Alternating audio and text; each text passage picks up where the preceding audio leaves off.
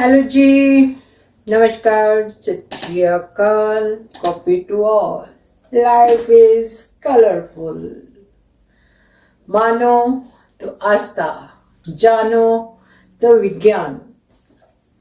अब इस सफर में एक कहानी तो और बनती है, तो चलो आज एक और कहानी आज और सुनिए।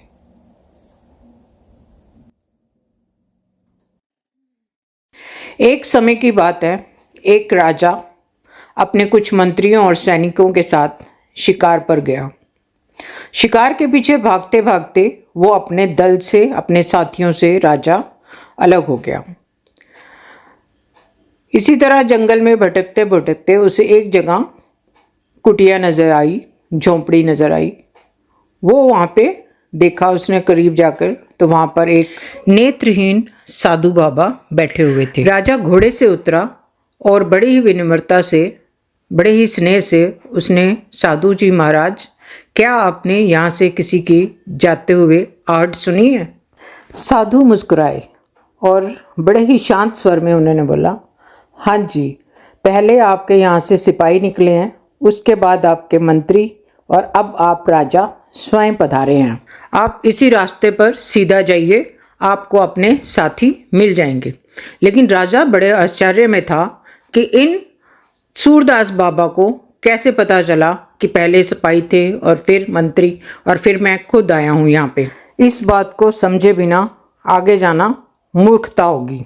इस बात को जानने के लिए वह अपने कुछ साथियों के साथ बाबा के पास दोबारा पहुंचा। बाबा को नमस्कार करके उसने अपनी जिज्ञासा भरा क्वेश्चन उनसे किया कि बाबा, आप तो देख नहीं सकते, फिर आपको कैसे पता लगा कि कौन सिपाही है, कौन मंत्री और कौन राजा?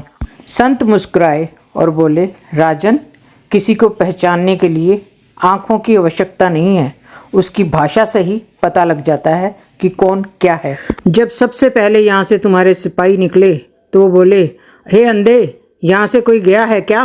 उनकी भाषा में ही तिरस्कार था। तभी मुझे समझ आ गया कि ये नीची सोच वाले लोग हैं, इनके पास शक्ति तो है पर संस्कार नहीं। फिर आपके मंत्री निकले यहाँ से। उन्होंने पूछा, बाबा जी, आपने किसी की आहट सुनी है जाते हुए? अब देखो राजन, शब्द वही थे लेकिन भाव बदल गया। संवाद में थोड़ा सम्मान था। मुझे समझ में आ गया कि ये ऊंचे पद पर हैं, क्योंकि संस्कृति के बिना ऊंचाई टिकती नहीं। और फिर आप पधारे और आपने कहा कि सूरदास जी महाराज, आपने यहाँ से किसी के गुजरने की आहट सुनी है क्या? आपकी वाणी में सम्मान था, श्रद्धा थी, स्नेह था। आपकी भाषा से ही पता लग गया कि आप इस राज्य के राजा ही हैं, क्योंकि जो जीवन में सम्मान प्राप्त करता है वो ही दूसरों को सम्मान देना जानता है। जिसने खुद ही जीवन में सम्मान, इज्जत नहीं पाई, वो किसी को इज्जत देना सीख ही नहीं सकता। और राजन, इस संसार को जानने के लिए आंखें ज़रूरी नहीं है, ज़रूरी है अनुभव, संवेदना और सही दृष्टिकोण। आप जैसे लोग फलदार वृक्ष की तरह होते हैं। वृक्ष की वही डाल झुकती है जिस पे फल ज़्यादा लगे होते हैं। आपके सिपाही सूखी टहनियाँ थे, कड़वाहट से भरे हुए। आपके मंत्री हरे पत्तों की तरह थे, थोड़े नरम, थोड़े कड़क। आप वो फलदार डाल हैं जो झुककर भी ऊंचाई दर्शाते हैं। राजा की आंखें भर आई और उसने मंत्री को आदेश दिया कि इन साधु महात्मा के जीवन यापन की सारी व्यवस्था राजकोष से की जाए, और स्वयं झुककर उस महात्मा के चरण स्पर्श किए। राजा को समझ आ गया था कि दुनिया दृष्टि से नहीं, दृष्टिकोण से देखी जाती है। ज्ञान से संस्कार बनते हैं और संस्कार से व्यवहार। दृष्टि से हम पहनावा देख सकते हैं और व्यवहार से हम संस्कार देख सकते हैं।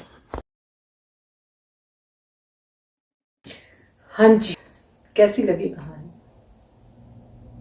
कमेंट्स में बताइएगा ज़रूर। हर कहानी बहुत कुछ कहती है। सीखना हमें, हम क्या सीखते हैं इससे। तो चलो बने रहिएगा नेक्स्ट स्टोरी तक। Okay, take care, God bless you, love you all. Love you जिंदगी।